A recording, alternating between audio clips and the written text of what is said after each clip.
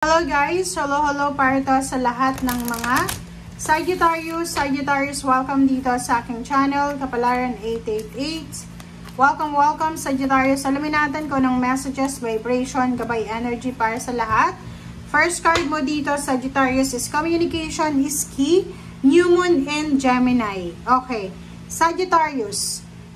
For the month of May, starting May 1 hanggang May 15, napaka-importante daw yung communication. Napaka-importante yung pakikipag-usap ng maayos. Okay? Wag nating seryosohin ang lahat. Like, lahat ng nababasa natin, lahat ng naririnig natin, lahat ng communication, lahat ng information na nakukuha natin. Okay? Kailangan nating magkaroon ng self-discipline. Kailangan natin, like for example, kung may gusto kang sabihin, sabihin mo. Kung gusto mong malaman yung information, magtanong ka. Para walang misunderstanding. Kasi napaka-importante ngayong buwan ng Mayo yung komunikasyon. Okay? Kung ikaw ay nasa malayong lugar or may kapamilya ka sa malayong lugar, napaka-importante ng communication para malaman nyo kung anong nangyayari sa inyo sa araw-araw na pamumuhay nyo. Okay?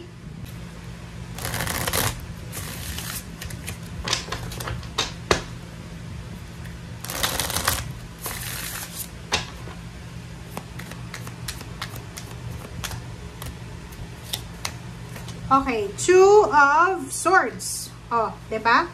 Yung Two of Swords dito, sinasabi ng baraha nyo dito na napaka-importante yung pag-isipan natin ng maayos. Okay? Pag-isipan natin ng maayos ang lahat ng mga ginagawa natin. Okay? Pag-isipan natin kung ano yung mga dapat nating desisyonan. Pag-isipan natin na kung ano yung kailangan nating simulan, pag-isipan natin kung ano yung dapat tapusin, ganyan, ganito. Okay? So, dito sinasabi ng baraha na yung Two of Swords is all about confusion siya, pero nasa tama siyang panahon, nasa tamang lugar. Ibig sabihin yan, Sagittarius, na huwag tayong masyadong magpadalos-dalos sa mga decision making natin. Okay? Huwag tayong magpadalos-dalos sa kung ano yung gusto nating gawin sa buhay. Etong Two of Swords na to, minsan mali siya, minsan nasa tama siyang direksyon. So sa'yo, nasa tama to. Kasi pwedeng ikaw, kung ano lang yung maisip mo, gagawin mo, hindi mo pinag-iisipan kung kailangan ko ba ng pera, kailangan ko ba ng ganito, ganyan.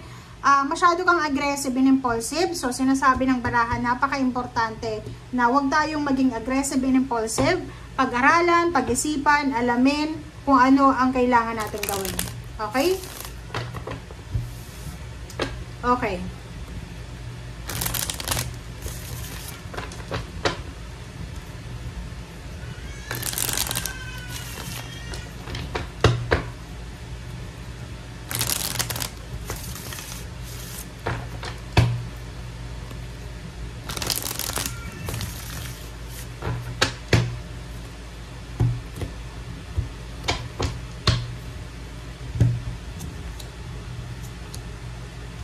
Okay, first two cards natin is number 5, it's Hierophant, and then Hangman na reverse. Dito sinasabi ng baraha na marami kang plano. Like meron sa inyo dito na matagal na kayo nag-live-in partner ng partner mo, and marami kang pinaplano sa relationship yung dalawa, like magpakasal, bumuo ng pamilya, ganyan ganito. Pero puro lang siya plano. So dito sa first 15 days ng Mayo, sinasabi ng baraha sa'yo dito na kinakailangan mo siguro na yon, pag-isipan natin yung mga nakahang nating plano. But hindi tayo dapat nagmamadali. Okay? Kailangan, yon, pag-isipan natin, and at the same time, kailangan natin na alamin kung tama ba to or hindi. Okay? Next card natin is the Sun, and then number 4, Emperor. So dito sinasabi ng Emperor tsaka the Sun na meron dito ngayong buwan ng Mayo, Sagittarius, na isang napakaganda, napakasaya na okasyon, napakaganda na sitwasyon ang posibleng darating sa'yo. It's either salary increase, higher position, pwedeng may new member ng family, may achievements ng anak, graduation, or pwedeng may mag-share sa'yo ng financial help, or posibleng merong financial balance na darating sa'yo, or posibleng marireclaim mo yung power mo, like for example yun, makukuha mo ulit yung sweldo mo, makukuha mo ulit yung sorry, yung pera na in-scam sa'yo or anything. Okay. Next card natin is King of Pentacles and then Page of Wands. Wow, ang ganda neto. So, sinasabi ng baraha sa'yo dito na pay attention, Sagittarius, kasi for the next months, diba? Sabihin natin next months, maybe 3 months from now, or October, or maybe August, sinasabi ng barahan na posibleng meron ka na negosyo na bubuksan, or pwedeng may maiisip ka na negosyo na pwedeng inegosyo talaga, or may maiisip kang source of income. Merong happy family occasion dito, celebration, pwedeng may binyagan, may fiesta, may birthday celebration, housewarming, house blessing, homecoming, reunion, or maybe pwedeng may ano dito, promotion sa trabaho, salary increase, or posibleng any financial success, financial abundance ang posibleng darating sa inyo. Okay? Okay. So, last card mo dito is the World.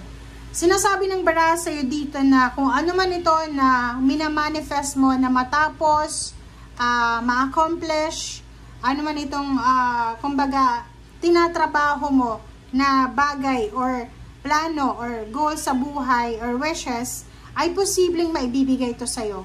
Like for example, eto, nag-iipon ka ba ng pera sa ngayon? Kahit pa kunti-kunti, ituloy mo yung pag-iipon mo. Eto, negosyo. May negosyo ka ba? Sari-sari store or any small business. Sinasabi ng baraha, tuloy lang. Tuloy lang ang laban. Next, eto, gusto mong like palagi kang absent sa mga Christmas party ng family, occasion ng family, birthday ng parents, or kahit na anong okasyon, maybe OFW ka, or nagtatrabaho ka sa ibang bansa, but sinasabi ng baraha dito, kung talagang gugustuhin mo, mangyayari yan. And sinasabi na within the next few months, or maybe October siya, or December, November, your birthday month, sinasabi ng baraha na marami kang isa-celebrate na success, abundance. Diba? Like dito, trabaho. Pwedeng isang unexpected job offer, pwedeng ma-promote ka, pwedeng tumas yung sweldo mo, pwedeng bumalik ka sa dati mong boss, dating employer, dating company. So, marami dito na unexpected happenings na posibleng mangyari sa'yo within 3 months, within 10 months, or within 8 months. Okay? Thank you guys for watching. Bye!